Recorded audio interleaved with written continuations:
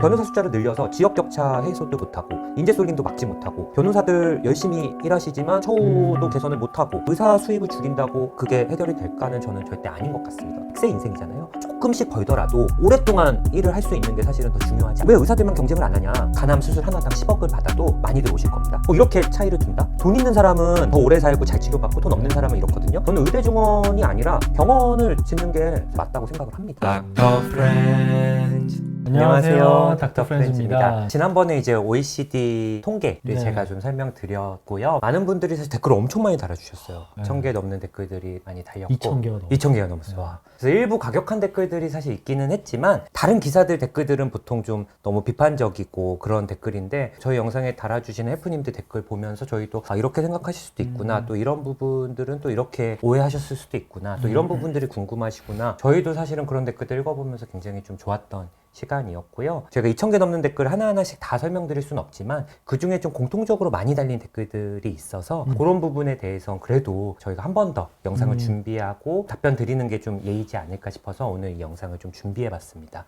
영상에 앞서서 그런 분들이 물어보셨어요, 많이들. 그래서 결론이 뭐냐, 그냥 이게 좋아서 바꿀 필요 없다는 거냐, 작은 문제들은 해결할 필요가 없냐, 지금 혹은 이 문제를 되게 작게 보시냐, 이런 질문들이 있어서 지난번에 OECD 지표들을 얘기하면서 우리나라 의료의 질이 좋은 편이다, 물론 여러 가지 문제는 있지만, 이걸 설명드린 이유는 전 세계에서 정말 우수한 의료의 질을 보유하고 있는 나라거든요. 그러니까 뭔가 문제가 있어도요, 사실은 갑작스러운 변화를 유도하면 굉장히 위험해질 수 있어요. 기존의 어떤 시스템이 깨질 수가 있는 그쵸. 거죠. 뭐 많이들 뉴스에서 접해보셨겠지만 예를 들어 우리나라 생태계에 이 유해종들이 있어가지고 어떤 외래종들을 좀 이렇게 대거 도입해서 하면은 사실 생태계가 막 깨지고 교란되고 하는 경험들 많이 좀 보셨을 거예요. 의료 생태계라는 게 물론 여러 가지 문제가 있지만 지금 현재 그래도 어느 정도 유지되고 있는 상황에서 의사 2000명 증원이라는 거는 사실 엄청난 생태계 변화를 일으킬 수 있기 때문에 현재 잘 돌아가고 있는 의료 생태계를 망가뜨릴 수도 있다. 이런 면에서 사실은 지난번에 그 상황에 대해서 제가 좀 말씀을 좀 드렸고요. 또 이런 댓글들이 있어요. OECD 그래 의료 지표 좋은 거 알겠다. 근데 그게 어디 의사 때문이냐, 우리나라 우수한 국민건강보험 제도 때문이다, 이렇게 말씀하시는 분들이 있는데 저도 동의합니다, 사실. 그러니까 사실 어떤 의료 생태계라는 걸 잘 만드는 게 사실 어떤 의사 한 명만의 노력으로 되는 게 아니거든요. 그렇죠. 진짜 우리나라 완벽하진 않지만 전 세계에서 정말 제가 봤을 때는 되게 잘 만들어진 시스템 중에 하나고요. 또 의료진이 의사만 있는 건 아니잖아요. 간호사도 있고 또 병원에 일어나는 수많은 직원분들, 그리고 우리 국민들이 이제 꼬박꼬박 이렇게 건강보험 내시는 뭐 여러 가지 이런 부분들이 사실 이 의료 생태계를 잘 만들고 있다고 저도 생각은 하지만, 저희가 다만 아쉬운 건 잘 되면 우리나라 국민건강보험 제도 때문이지 이렇게 얘기를 하지만 이게 잘 안 되면 의사들의 욕심 때문이야. 의사들이 돈을 너무 좋아해서 그래. 그러니까 사실 잘 되면 국민건강보험 제도를 만든 정부의 덕분이라고 돌리고 안 되면 의사의 탓이라고 돌리는 게 사실 이게 맞지 않는 부분인 것 같아요. 지금 사람들이 느끼고 있는 바이탈과라고 표현되는 그 필수과의 어떤 부족은 이것 또한 역시 어떤 정책적인 문제 때문에 인력들이 그쪽으로 가지 않고 선택을 하지 않는 거를 우리가 좀 들여다봐야지. 그렇죠. 잘된 게 개인의 덕분이 아니라 시스템의 어떤 힘이었던 것처럼 이것 또한 우리가 어떤 정책, 어떤 시스템으로 극복을 해나가야 되지 않을까라는 생각이 좀 맞습니다. 들어요. 근데 네. 사실 어떤 정부도 이전에 이거는 좀 우리 시스템이 좀 문제가 있습니다, 뭐 국민들한테 좀 사죄를 하시고 좀 시스템 고치겠습니다, 이런 게 아니라 이거는 좀 의사 때문인데 의사가 적어서인데 이렇게만 대부분 결론을 내리시니까 좀 속상한 부분들이 분명히 있습니다. 그래서 오늘은 최근에 이제 어떤 기사들을 봤어요. 어떤 변호사님이 글을 쓰신 건데, 의사 형들 꼴 빨았잖아, 증언 맛 좀 보라고, 이런 변호사님 글에 공감이 1000개 달렸다. 이 기사들이 엄청 많이 났거든요. 네, 저 이거 본 것 같아요. 보죠. 예. 그래서 글을 보면 블라인드라는 커뮤니티에서 글을 쓰신 건데, 사실 변호사 배출 정원이 1000명에서 1700명으로 증원된 지 12년이 됐다. 금전적으로 상위권 대기업 사무직이랑 별 차이가 안 날 만큼 먹고 살기 팍팍해졌다. 근데 이제 법률 서비스 접근성은 어마어마하게 좋아져서 간단한 다양한 법률 상담이나 소송 위임은 염가에 가능하고 중견이나 중소기업 사내 변호사도 뽑는 시대가 됐다. 그런데 뭐 퀄리티는 비슷하다. 그래서 뭐 전문직 증언이라는 게 뭐 아예 하방을 삭제해버리는 게 아니라면 수요자들, 국민들한테 이득이다. 그동안 꿀 많이 빨았잖아. 한 잔에. 이렇게 댓글을 좀 봤어요. 그래서 뭐 약간 거칠긴 한데 저희 영상에 댓글 달았던 헬프님들도 뭐 이런 생각들을 하시는 것 같아요. 그러니까 뭐 이렇게 가격한 댓글들 아니어도 한번 좀 생각해 볼 필요가 있다. 왜냐면 12년이 됐다 그랬잖아요. 그럼 결과가 좀 나왔겠네요. 그렇죠. 그래서 한번 들여다봤습니다.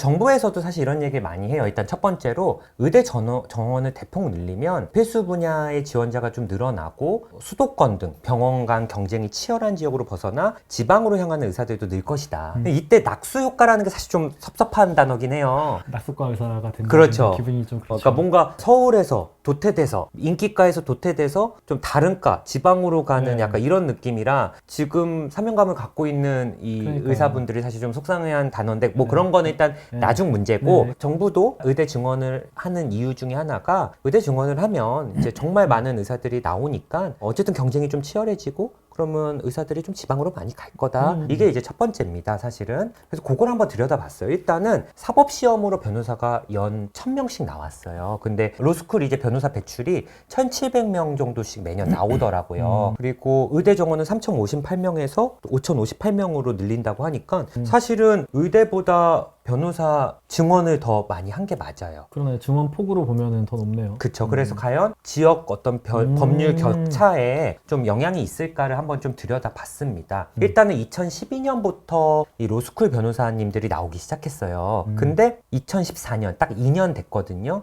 2년 되니까 로스쿨의 허점, 변호사가 서울 쏠림이 많이 생겼다. 서울 지역 개업 변호사가 거의 2000년에서 2006년에 2배로 늘었고 이 로스쿨이 탄생하고 나서 로스쿨 변호사님이 2013년에는 1만 명을 개업을 했다는 거예요, 사실은. 아, 서울에요? 서울에요. 그리고 변호사들이 모여있는, 3명 이상 모여있는 걸 법무법인 로펌이라고 한다고 제가 들었거든요. 이제 3명 이상 변호사가 있는 곳도 103곳에서 2013년 474로 4.6배 증가했다. 그리고 그 다음 거를 보시면 경쟁체제 도입으로 사실 국민이 보다 저렴한 비용으로 질 높은 서비스를 받을 것이라고 했던 당초의 로스쿨 도입 취지와는 달리 서울 쏠림이 심화됐고 변호사 업계가 잘 나가는 변호사는 잘 나가고 못 나가는 변호사는 못 나가고 이렇게 양극화가 돼서 어려운 변호사들은 여기 보시면 살아남기 위해서 무리한 기획소송을 남발하고 비위 행위를 저지르고 범죄를 저질러서 구속된다 이런 내용이 사실 있는 거예요. 이게 뭐 제가 어디서 조작한 게 아니라 검색해 보시면 나오는 기사거든요. 이게 좀 우려가 되는데 아직 일러요. 왜 그러냐면 2014년 기사거든요. 정부도 사실은 의대 증원하고 이게 뭐 바로 좋아질 거다 이렇게 얘기는 안 했거든요. 그래서 2년 정도 지났으니까 아직은 그 효과가 없을 수 있다. 그래서 그 다음 걸 봤어요. 이제 작년에도 이 기사가 납니다. 문화일보에서 2023년 11월에 변호사도 서울 쏠림, 지방은 구인난. 70% 정원을 늘린 법률시장에도 계속 이 기사가 나는 거예요. 지역도 똑같이 법률적 다툼이 있을 텐데. 그렇죠. 개업 변호사 추이를 보면 서울 지방 격차가 변호사 늘어났지만 점점점 벌어집니다. 오히려 사실. 더 벌어지네요. 벌어지고 있습니다. 그 다음 장을 보면요. 서울에 있는 대형 로펌들은 제공 분야를 늘리며 성장을 거듭하는데 지방에는 신규 변호사 채용을 뽑을 수 없을 정도로 소위 말해서 영업 매출이 안 나오는 거예요, 사실은. 그러고 심지어 매출도 안 나오는데 변호사도 구하기가 어렵습니다, 서울 나오면. 그러니까 지방 병원이 마치 이제 환자분들이 없어서 의사를 고용할 수 없는 것처럼. 그렇죠. 지방 로펌도 똑같은. 그러니까 어쨌든 우창훈 선생님 말씀하신 대로 병원은 계속 서울에만 짓고 있고요. 그리고 지방에 병원이 있어도 의사를 구하기 힘들다. 이거랑 완전히 일맥상통하는 부분입니다. 다음 거를 보시면 작년 12월 기사고요. 변호사 0명인 지방도 수두룩하다. 심지어 경기도 북부에는 변호사가 없다. 지방에는 일감이 없어서 월세 내기도 힘들고 승소하려면 서울 가야 한다는 인식. 이걸 바꿔 얘기하면 뭔가 제대로 치료를 받으려면 서울에 있는 대학병원 가야 된다. 약간 이런 것과도 사실은 좀 맞는 부분이 있어요. 그러네요. 사실은 수도권에 병원이 몰려 있는 것도 있지만 사실 환자분들이 좀 큰 병 같은 게 생기면 아무래도 좀 서울에 있는 큰 대학병원들, 뭐 빅5라고 하는 그런 대학병원들에 사실은 많이들 가고 싶어 하세요, 사실은. 그렇죠. 지방에서 사무실을 개업했다가 서울로 다시 올라오는 변호사들도 늘고 있고, 지방에는 신규 변호사가 취업할 자리도 사실은 없다. 그러니까 변호사가 70% 증가했고 그 인원이 매년 나오고 있거든요. 1000명에서 1700명으로 늘었고 그 인원이 12년째 계속 나왔는데 서울 쏠림 현상은 굉장히 커져 있다. 점점 더 심해지네요. 점점 더 오히려. 심해졌습니다. 이제 로스쿨도 위기예요. 대형 로펌들이 수도권 로스쿨 변호사들만 채용을 한대요. 그러니까 이게 어떤 의미냐면 사법시험 시대는 변호사가 1000명밖에 없었어요. 그러니까 로펌들이 어디 법대 출신이냐 이것도 뭐 물론 안 받진 않았을 것 같아요. 하지만 사법시험을 보면 어느 대학 따지지 않고 그래도 채용하고 그런 변호사들이 또 열심히 일하시고 그랬는데 이제 변호사들이 많아지니까 뭔가 로펌도 좀 수도권 로스쿨에 있는 그 졸업생들 위주로 지역대 로스쿨 출신이 자리를 잡기가 어렵다. 그래서 올해 1월입니다. 한 달 전 신문인데요. 수도권 인재가 독점. 그래서 졸업 후 바로 부산을 떠난다. 이게 부산 지역 신문인 것 같아요. 그러니까 이제 수도권 인재들이 지역 로스쿨에 가요. 그래서 지역 로스쿨 3년을 다니고 이제 다 부산을 떠난다는 거예요. 최근 5년간 부산대 로스쿨 신입생 중에 76%가 수도권 대학이고 동아대 로스쿨인 경우는 71%가 수도권 대학이다. 애초에 로스쿨을 이제 전국에 인가를 해준 게 지역의 법조 인력 양성이라는 점을 고려해서 지역 할당으로 로스쿨을 선정해 줬는데 현실은 이 인재들이 지방에 안 있는다. 다 수도권으로 간다. 그리고 입학한 학생들도 반수를 하고 수도권 로스쿨로 옮긴다는 거예요. 그러니까 이게 왜 그러냐면 아까 기사 봤지만 로펌들이 수도권 로스쿨 인재들을 선호한다면서요. 그러니까 지방 로스쿨 학생들이 반수라던가 뭐 또 공부를 해서 서울에 있는 로스쿨에 입학해서 또 거기에 취업하려고 노력을 한다는 거죠, 사실은. 예전에도 사실은 법률 서비스 시장도 서울과 지방의 격차는 분명히 있었을 것 같긴 하거든요. 근데 그래도 어느 대학을 나오든 사실을 붙었으면 변호사라는 전문직을 인정받고 그분들이 자부심을 갖고 여기저기서 일할 수 있는데 지방 로스쿨들이 이렇게 생긴 이후론 오히려 로스쿨이 이렇게 서열화가 되고 그래서 지방 로스쿨에 이런 낙인 효과까지 좀 있는 게 아닐까라는 생각이 좀 들고 지역 인재 할당 도입을 좀 추진한다는 경우가 많아요. 지역 로스쿨에 들어오는 인재가 이제 수도권 인재들이 너무 쏠리다 보니까 지역에서 계속 있었던 인재를 이제 로스쿨로 전형으로 하면 이분들이 졸업하고 나서도 이 지역에 좀 남아있지 않을까? 근데 그것도 이제 의문이 드는 거죠. 확실치는 않잖아. 어떤 강제성이 있는 것도 아니고. 그렇죠. 아마 그럴 것이다라고 처음에 추정을 한 거였겠죠. 그렇죠. 그래서 뭔가 그것도 좀 실효성이 있는지 의문이다. 그러니까 이 정책은 아직 의무화된 지가 얼마는 안 됐거든요. 그리고 또 사실은 양질의 취업 자리가 지방에 없는 게 아까 나왔잖아요. 그러니까 지역 인재로 뽑아놓고 양질의 어떤 취업 자리가 없다면 사실은 이분들은 다시 수도권으로 그렇죠. 갈 수밖에 없는 거예요. 어차피 또 다 개인들이에요. 그분들은 자신의 삶에서 행복한 선택을 해야만 하고 내가 변호사로서 더 발전할 수 있는 곳이 있고 저기에 나에게 더 많은 기회가 있겠다. 그럼 그분들은 올라오시겠죠.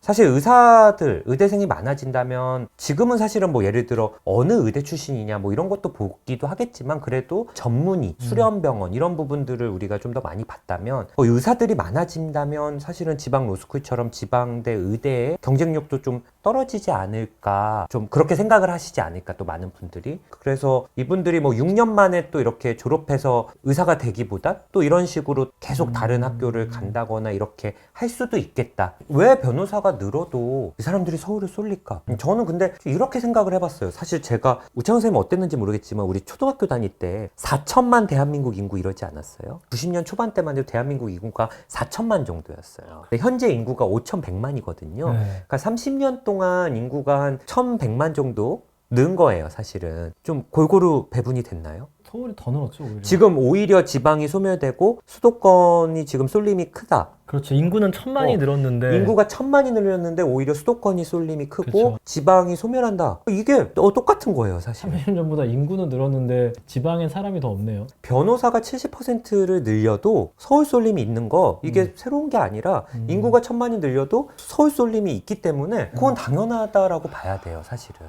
이거 약간 정책적으로 다가가야겠네요. 개인의 선택을 좀 유도할 수 있게. 인위적인 게 개입하지 않으면 자연스럽게는 사실은 오히려 그렇지 않다. 집값이 비싸도 사람들은 계속 수도권에 남아 있는다.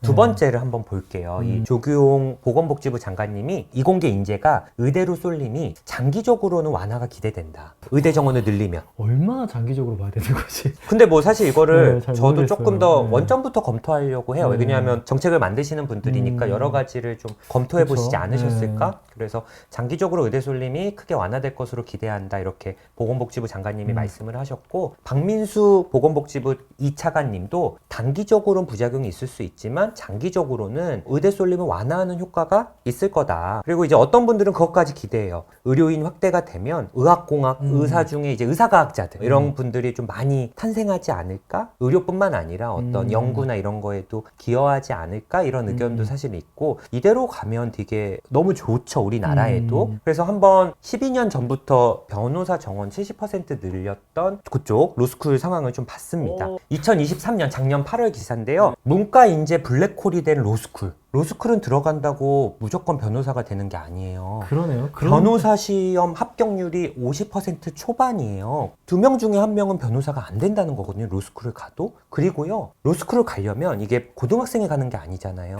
대학 4년 졸업하고요, 3년 로스쿨을 하고, 그리고 합격률이 50%이 정도의 리스크가 있는데도 지원자들이 이렇게 점점 늘고 있다는 거예요. 진짜 리스크가 있는 건데, 그쵸? 예. 시간도 써야 되고 한참 돈을 벌 때 또 돈을 합격을 내야 되는 거고. 그러니까 내가 3년의 학비까지, 그것까지 기회비용을 포기하고 가는 건데, 그럼 이거는 진짜 완전 인재 블랙홀이 된 거거든요. 만약에 이렇게 되면 어떤 분들은 아직도 살만한가? 그럼 이거 한 1,700명이 아니라 한 5,000명으로 늘려. 그럼 해결될까? 그래서 여기 기사가 정확히 나와요. 이과의 의대처럼 로스쿨이 우수한 문과생을 빨아들이고 있다. 그리고 로스쿨에 변호사 시험 하거나 로스쿨 간의 서열화, 아까 말씀드렸죠? 그런 것 때문에 사실 다양한 분야의 전문성을 갖춘 법조인 양성이라는 도입 취지가 무색해지고 있다. 사실 의대 정원 늘면 과연 먹고 살기가 팍팍해진다고 해서 의사과학자를 많이 갈까? 그것도 마찬가지일 것 같고요. 저는 이런 생각이 들거든요. 분명히 먹고 살기 팍팍해진 거는 맞아요. 이 블라인드에 글을 올린 변호사님처럼. 근데 우리나라의 어떤 다른 직군이 전문직에 비해 그렇게 매력적이지 않게 점점 되고 있는 거라고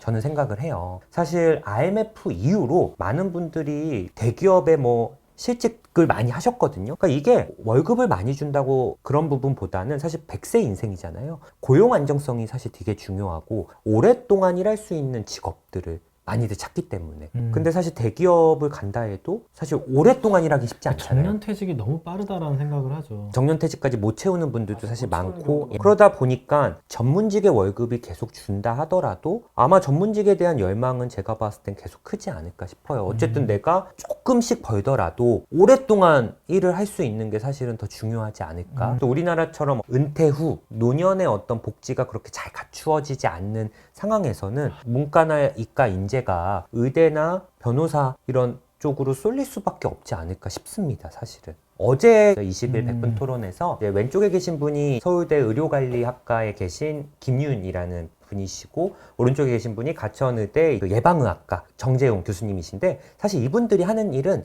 이런 통계들을 사실은 분석하고 그거를 해석하고 그에 관련된 어떤 정책들을 정부에 좀 제시하는 역할을 합니다. 그래서 왼쪽에 계신 김윤 교수님은 공부 잘해서 대기업에 갔는데 불구하고 1억밖에 못 벌면 누구나 의대에 가고 싶어 하지 않겠냐. 의대 정원을 늘려서 의사 수입을 낮추면 의대 쏠림을 해결할 수 있다. 근데 보시면 로스쿨 상황을 보면 틀린 거예요. 이거는. 그렇죠. 로스쿨은 수입이 낮아졌는데 쏠림이 계속 있잖아요. 만약에 이분의 논리로 해결이 된다. 그럼 어떻게 하시면 되냐면, 지금 의대도 문제지만 사실 옛날부터 계속 대기업과 중소기업 임금 격차가 문제고 점점 격차가 벌어지고 있거든요. 대기업, 중소기업 임금 격차가 문제다. 그러니까 대기업을 다 가고 싶다. 그럼 대기업 임금을 내려서 그러면 중소기업도 많이들 갈 거다. 조금씩 다 이렇게 낮춰야 좀 해결이 되는 그런 이론이시거든요. 근데 이 정재용 교수님은 이제 어쨌든 같이 통계를 보시는 분이지만, 이공계 의대 쏠림은 의사 수익 감소보다는 이공계에 대한 투자와 지속적인 R&D 유치가 더 중요하다. 사실 같은 통계를 보지만 저는 이 로스쿨 상황을 보면요, 이 정재용 교수님 의견이 맞다고 생각을 합니다, 사실은. 또 우리가 직업을 선택하는 게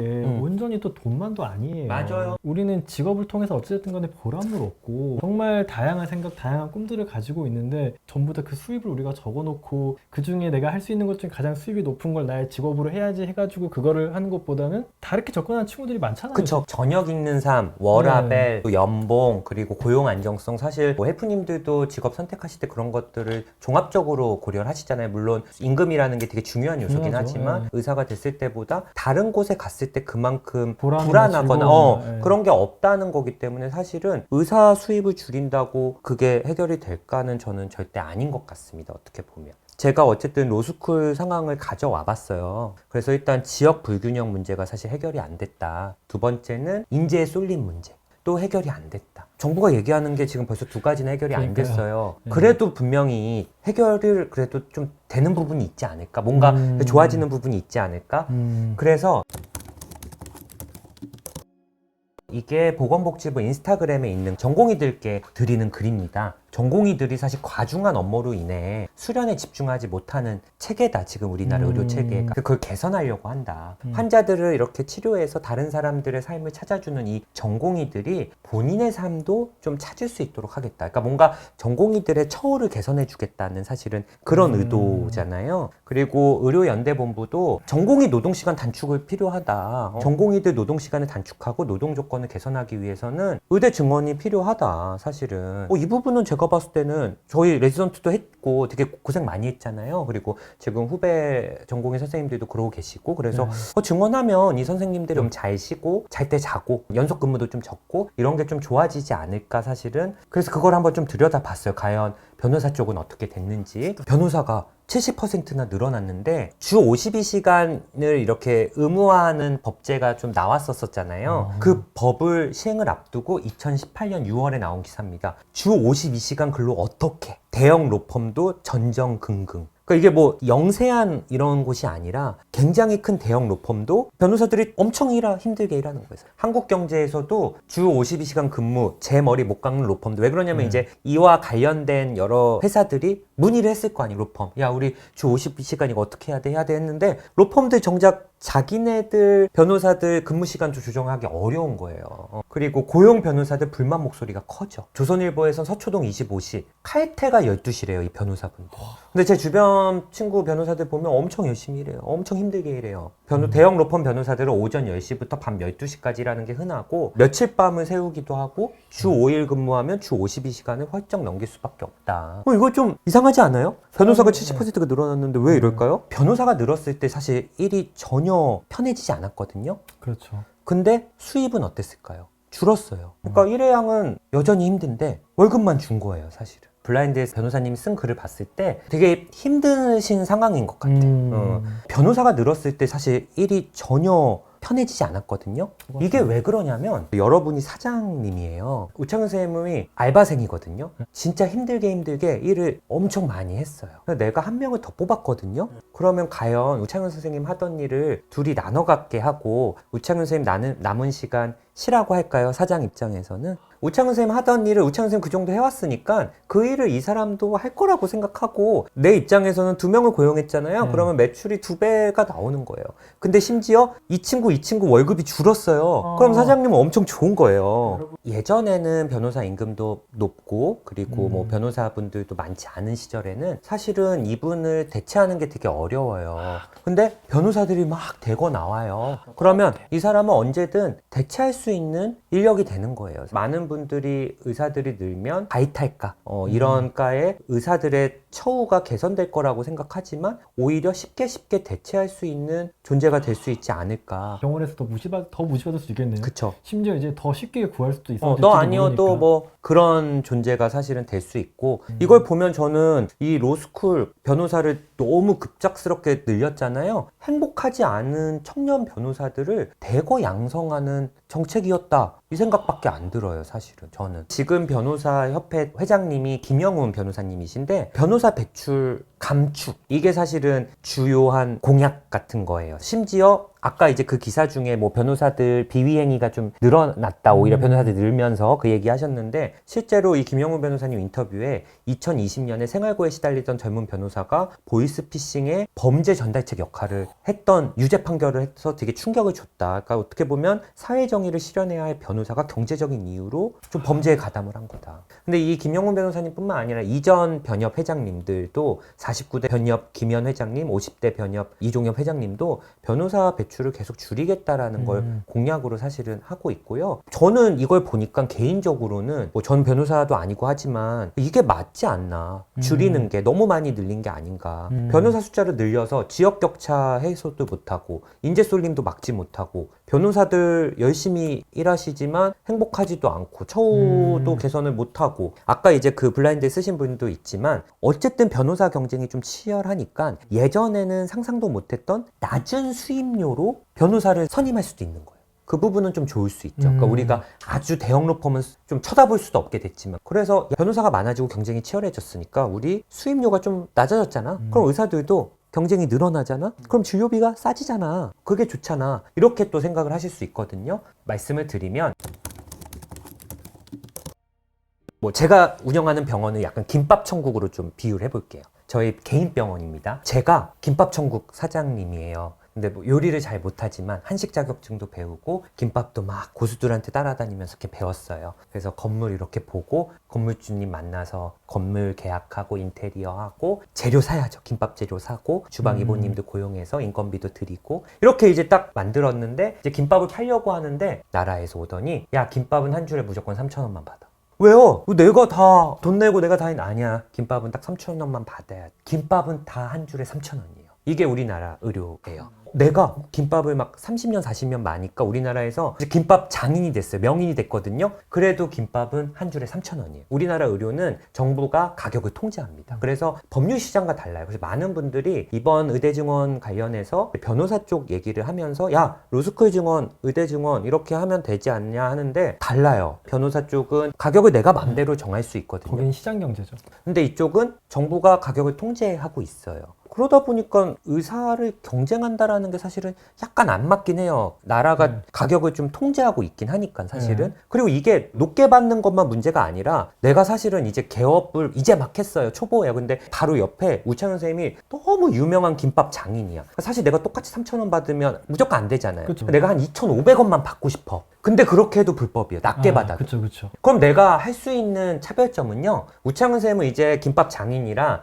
딱 6시에만 팔고 퇴근하거든요. 저는 그냥 24시간 운영하는 거예요. 24시간 365일 김밥천국 운영하면 그런 경쟁력은 발생할 수는 있어요. 그게 우리나라 지금 365일 뭐 이비인후과, 뭐 내과 의원, 가정의학과 의원 운영하는 게 어떻게 보면은 가격은 정부가 통제하니까 사실은 그 방법밖에 없고요. 그쵸. 여러분들이 뭔가 쇼핑을 할 때 물건을 사실 때 아니면 어디 여행을 가려고 항공권을 구입할 때 물론 여러 가지를 보시겠지만 이 제일 중요한 요소 중에 하나가 가격이거든요. 공급자 입장에서는 가격을 본인들이 뭐 줄이기도 하고 높이기도 하고 이러면서 소비자도 그걸 통해서 선택을 하는데 가격이 사실은 다 똑같다 보니까 제대로 된 경쟁을 하라고 만든 게 아니거든요. 의료는 경쟁이 아니라는 거를 사실은 정부도 인지하고 있는 겁니다, 사실은. 왜 의사들만 경쟁을 안 하냐? 뭐 이런 얘기들을 사실 많이들 또 하시더라고요. 너네도 경쟁해야지. 우리 변호사들도 경쟁을 한다. 우리도 경쟁한다. 그러면 진짜 의료를 다른 직군처럼 경쟁을 하고 싶다면 가격 통제를 풀어주셔야 됩니다. 근데 과연 의료의 가격 통제를 푸는 게 맞냐? 그러면 대가는 예를 들어 이승 교수님은 간이식 전문가고요. 간이식. 그분은 간암 수술 하나당 10억을 받아도 많이들 오실 겁니다. 수술 딱 꽉 찰 걸요.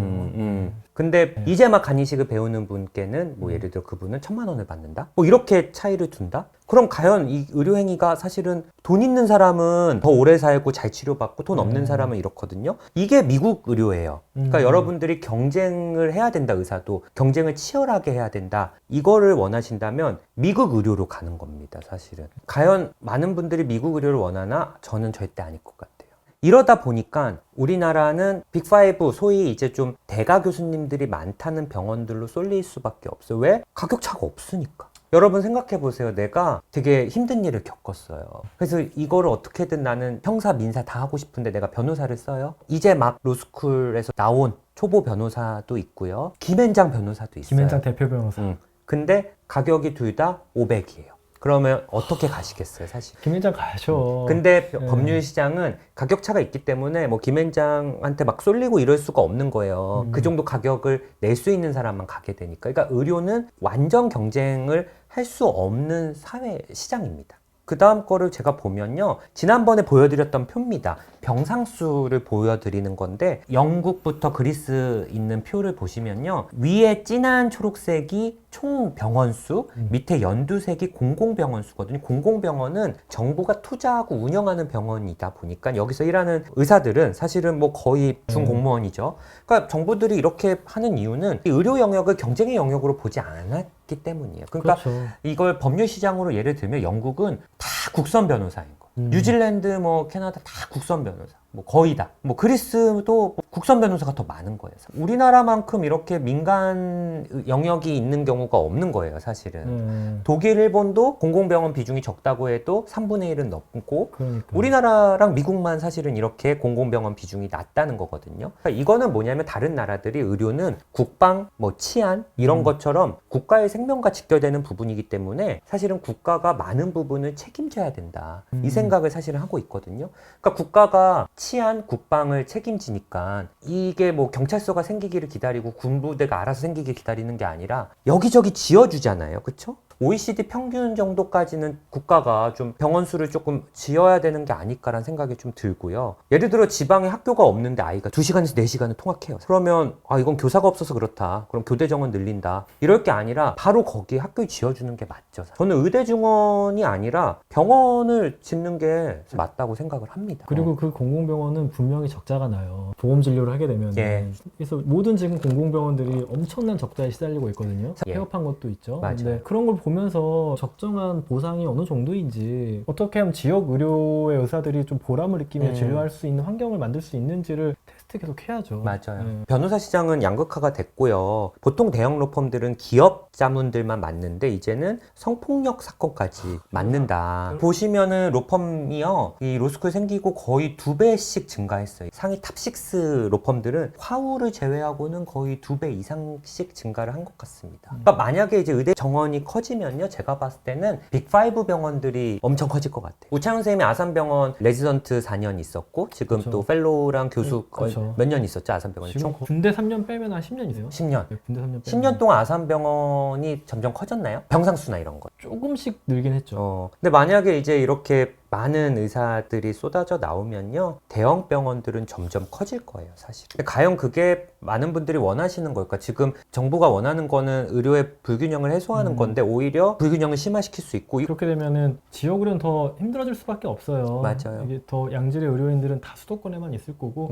심지어 환자분들까지 다 여기 와버리면은 거의 전국에 있는 모든 암 환자나 모든 중증 질환들을 다 커버할 수 있을 정도의 세팅이 여기 갖춰져 버리면은 지역에는 병원이 자생할 수가 없죠. 그렇죠. 그리고 의사들이 되게 중요하게 생각하는 거는 이제 레지던트나 펠로우 때 좀 실력 있는 교수님한테 트레이닝을 받고 싶어요. 내시경도 배우고 초음파도 배우고 뭐 이런 것들을 해야 또 내가 나중에 어딜 나가서 또 잘할 수 있으니까. 근데 그게 계속 쏠리면요. 더더군다나 어떤 교육의 질도 수도권에 더 좋을 수밖에 없어요. 물론 의료도 경쟁을 하고 있습니다. 경쟁도 하고요. 근데 적절해야 돼요. 왜냐하면 우리가 민원을 이렇게 하려 구청을 가잖아요. 서초구청과 강남구청이 있어요. 여건 만들고 뭐 여러 가지 업무를 하는데 둘 다 좀 경쟁을 해요. 예를 들어 뭐 강남구청이 좀 더 친절하고 아니면 서초구청은 여건 발급을 빨리 해주고 뭐 이런 지표들을 좀 경쟁을 할 수는 있는데 예를 들어 두 구청이 경쟁을 하다가 한쪽이 망했어요. 강남구청만 남아있어요. 그러면 사실은 이게 좋을까? 그럼 서초구민들이 강남구청 와서 업무를 봐야 되잖아요. 병원도 마찬가지예요. 사실 빅5 병원들이 점점점 커지면요. 서울에 있는 3차 대학병원이 요 정도거든요.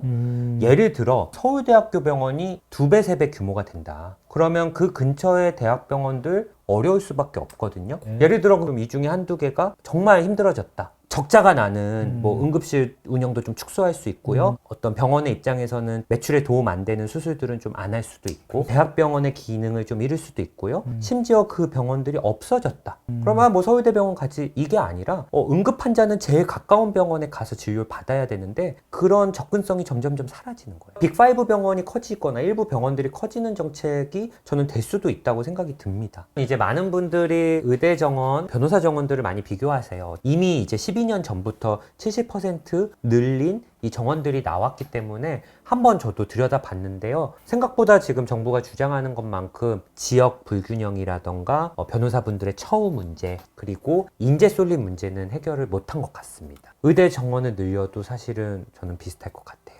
이 부분에 대해서는 제가 봤을 때는 좀 더 여러 가지를 좀 고려를 해보시는 게 좀 네. 맞을 것 같고요. 여러분의 생각이 또 어떤지 예. 댓글로 달아주시면은 같이 읽어보면서 좀 도움이 될 것 같아요. 맞아요. 저희뿐만 아니라 다양한 의견들을 주시는 분들이 많거든요. 그런 것들도 한번 검색해 보시고 보시면 좋을 것 같아요. 감사합니다. 네.